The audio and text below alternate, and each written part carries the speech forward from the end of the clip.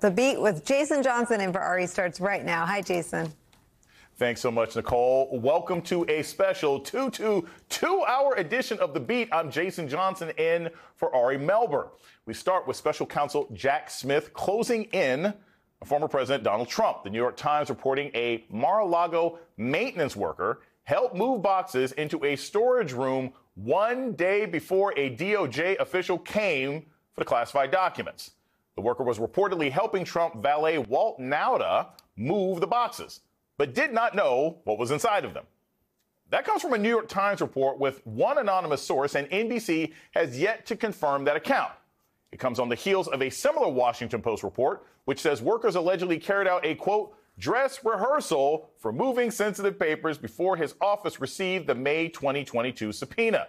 And more shocking details from that report reveal that Trump showed those classified documents to other people. Quote, prosecutors have gathered evidence that Trump at times kept classified documents in his office in a place where they were visible and sometimes showed them to others. Trump has insisted he's done no wrong. I had every right to under the Presidential Records Act. You have the Presidential Records Act. I was there and I took what I took, and it gets declassified. I took the documents I'm allowed to. But reports indicate special counsel Jack Smith may not be convinced that Trump did no wrong. Bloomberg reporting Smith is poised to announce possible criminal charges in the days or weeks after Memorial Day. Joining me now to discuss all this is Elie Mystal, justice correspondent for The Nation. His book, Allow Me to Retort, A Black Guy's Guide to the Constitution, is now out in paperback. Go get yourself a copy. And Hugo Lowell, political investigations reporter for The Guardian. He broke the story earlier this week that Trump's lawyer warned him about retaining the classified documents. Oh, goodness gracious. All right. So, Hugo, I'll start with you. This is what's kind of throwing me about this. It's bad enough that Trump had all this documentation and was clearly sort of moving it around one way or another. But this story that he was showing other people, I'm no international expert. I'm making my way through The Diplomat on Netflix, right? Like, I don't know all these rules. But if you have a former president who is showing documentation that is classified to random people who are coming into his office, isn't that potentially an additional charge on top of simply having the documents to begin with? I don't know if it's an additional charge. I mean, we know that the special counsel is investigating Trump under Section 793E of the U.S. Code. And that section is really important because it lays out two ways that you could be in violation. One is that you're in willful retention. And that is what the search warrant affidavit said when the FBI went to Mar-a-Lago to seize 101 classified documents. But very notably, there's this additional element about if you transmit this to other people. And that's really important because willful retention in and of itself isn't typically prosecuted by the Justice Department. But if you transmit it to other people, if you show other people, then that's the sort of aggravating move that causes the Justice Department to seek an indictment. So, Elie, you and I have both expressed many times our relative skepticism about how aggressive the DOJ is going to be. Jack Smith has been on the case. I mean, he's compared to Merrick Garland, he's been Jean Valjean, right? Like, I mean, this is a lot more we've seen get done in just the last couple of months than we saw anything from Merrick Garland. Do you think that this announcement that an indictment is sort of forthcoming, is it a sign of things to come, or do you think that a potential indictment is like, okay, hey, let's wrap up our stuff, we did our thing? Or do you think this is the beginning of something more? Oh, yeah. I mean, I think right now Jack Smith is living rent-free in Trump's head, and Trump has every reason to be worried about Smith, in part because of what Hugo was just saying. The kind of crime that Trump commit is a crime that he admits to again and again anytime anybody gives him free advertising, right? Because whenever he gets free advertising, he gets up there and says, no, I took these documents on purpose, and I had them because I was allowed to. His best legal argument was, who could know how many documents that I had? Everything is very confusing, right? If you contrast that actually to the Biden document issue that was happening, that was Biden's argument. It's like, he didn't know where everything was. I had some stuff on my couch. I don't know, right?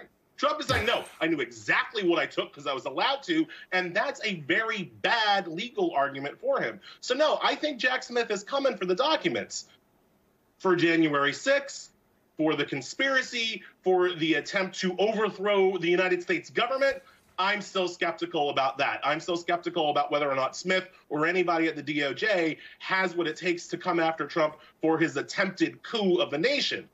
But the documents thing, yeah, I think that's going to happen. As Hugo was saying, like showing them around is not in and of itself an additional charge. But at the point where you're doing it, it establishes culpability for the charges that they're already investigating him from. And I would love to know if while he was showing them around, if they had any of those little like sticky price tags on them for like how much it would take to get your very own copy of this document, right?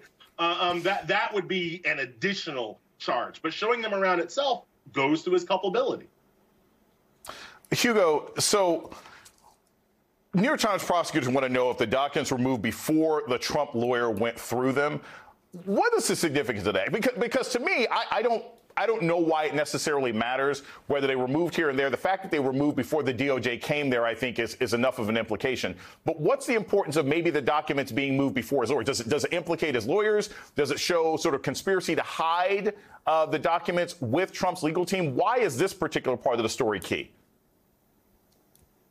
Yeah, I don't think the fact that boxes are being moved into the storage room the day before DOJ showed up is indicative of anything other than the timing is really suspicious.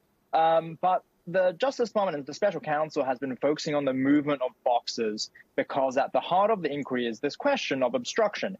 Did Trump hide documents and pull them or have them arranged to be removed out of the storage room where he knew his lawyer was going to be searching because he wanted to illegally retain them?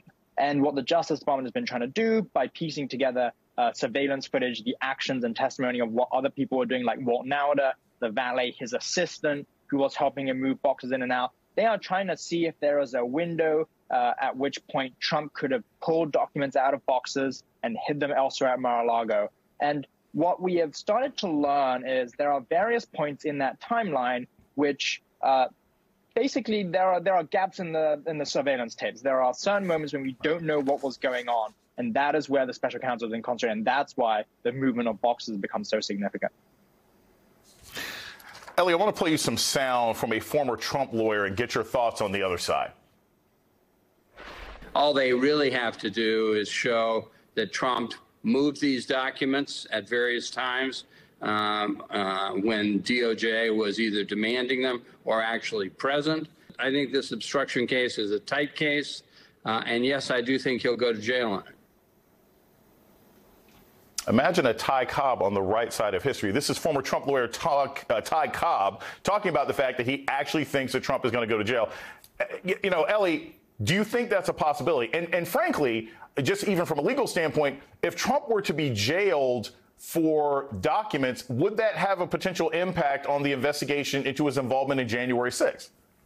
Yeah, so first of all, I think it's amazing that Ty Cobb with the crazy hair and the mustache actually turned out to be the most competent attorney Trump has ever hired by a mile. Ty Cobb knows what he's doing, unlike the yahoos that Trump has for him now that he probably just got off the subway ads, right? So number one, I think Ty Cobb makes an excellent point. I do think that this is the kind of offense that could land Trump in jail.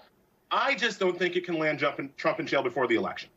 Because when you look at the possibility of Jack, and I've said this before, if you look at the possibility of Jack Smith indicting, let's say I've made the over-under on June 1 as an indictment date in the office pool, and I took the over slightly. I think I'm going to hold up on that. But if we have an indictment sometime in June, how long do you think before we get to an actual trial, right? In a speedy, fastest way possible, you're talking about at least a year before he can actually be brought to trial. Well, you start playing the tape out, and now you're into the Republican National Convention. And now you're talking about potentially having a trial of a person who is a major party nominee for an election in a few months. I don't see how you have that trial in those circumstances. I don't see how you pull a jury in those circumstances. What counts as jury tampering? Does every Trump campaign ad during that trial count as jury tampering at that point? It becomes just hard kind of procedurally to see how you would have a trial and lead to conviction before the election, which means you're going to have to deal with another election, right? And then what happens after that election, it really might be that we're waiting on November, whatever it's going to be, 2024, to find out not just who the president is, but Trump could need to win that to avoid jail, right? Trump could need to win that so he can pardon himself, so he can avoid jail time. That could be the stakes of the 2024 election to Trump. I just don't think any of it can happen before the actual election. And that, that makes me sad. Hugo, Ellie brings up a really, really good point here. This is one of the reasons why people, myself included, many commentators and analysts and journalists and legal experts were like, hey, speed this up, speed this up. You need to take care of this probably before the midterms, because given the sort of slow grind of the wheels of justice, it was one thing for Garland and other officials in the DOJ to say, hey, we don't want to appear to be doing anything partisan. But Ellie's timeline is not unrealistic. If they go at their current pace, it will be almost impossible to hold a trial during an actual Republican convention. So, Hugo, from your perspective, do you think they're going to try and speed things up? Do you think that after Trump becomes a nominee that the DOJ will basically say, I guess we got to back off until next year? What do they do because they've taken so long, and now you will be in the midst of a key political season when some of these indictments actually move to trial? It's an excellent question, and I'm actually totally in agreement with Ellie that the pre-trial conference timeline, if there is an indictment, will be a year, if not more. If you look at kind of previous cases involving Trump that have gone to trial, or, cases that are currently ongoing, they have taken about a year. I mean, when we're talking about the Manhattan DA case, you're looking at about a year. The Trump All case took even longer, right? And it's not just about getting to a conviction. If he is convicted of a crime, Trump's going to appeal. So you're going to have to wait for an appeals process. And by the time you're through with all of this, let's say they sustain a conviction after appeal, what happens if he's already president then? Well, the Justice Department's Internal Office of Legal Counsel appear to be on the side that you cannot intervene and cannot prevent a president from discharging his duties. So what you may have, if Trump wins the election and he is also convicted, if it goes to trial, and these are all massive, massive ifs, you could have a criminal defendant as president and serving in office, which I think is just an extraordinarily remarkable situation. Ellie Mistel and Hugo Lowell, thank you so much for scaring us and starting us off on the beat today.